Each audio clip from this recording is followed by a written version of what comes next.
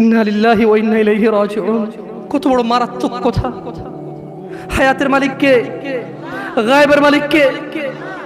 সে কিভাবে বলে সে পরে আসবে? সে মাগরিব পড়বে না, ইশা পড়বে না, ফজর পড়বে না। সে মাগরিবে বলে কালকে ফজর থেকে পড়বো। সে রাতের গ্যারান্টি দিচ্ছে সে বাঁচবে। লিখে দে তুই রাত বাঁচবি।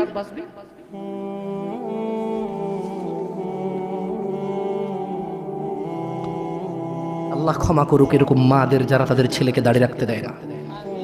আল্লাহ ক্ষমা করুক এরকম যুবকদের যারা বলে বড় হলে রাখবো দাড়ি। আল্লাহ ক্ষমা করুক এরকম মুসলমানকে যে নিজেকে মুসলমান মনে করে নামাজের দিকে ডাকলে বলে পরে আসবো। শুনেন, দুনিয়া তুচ্ছ। দুনিয়া কি? জামশেদ মজুমদার বলেছে না, দুনিয়া তুচ্ছ। জামশেদ মজুমদার বলেছে। কে বলেছে?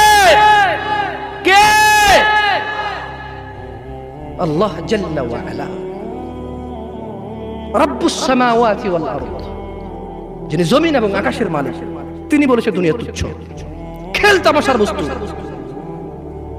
আর আল্লাহর কাছে যা আছে তা উত্তম, তা স্থায়ী। অনুধাবন করবে না তোমরা, অনুধাবন করবে না। শুনুন, সূরা মাআরিজ 29 পারা সূরা। আমি দুঃখিত, আপনাদের মনে হয় লেট হচ্ছে, অনেক কষ্ট হচ্ছে না? আমি ক্ষমা চেয়ে নিচ্ছি। আসলে এত রাত পর্যন্ত মাহফিল করে মানুষকে কষ্ট দেওয়া, এগুলো আমরাও দুঃখিত। অনেক দূর থেকে আসার কারণে আমরাই লেটে এসে পৌঁছাইছি, নাহলে হয়তো আপনাদেরকে আরো জলদি কথা বলতে পারতাম।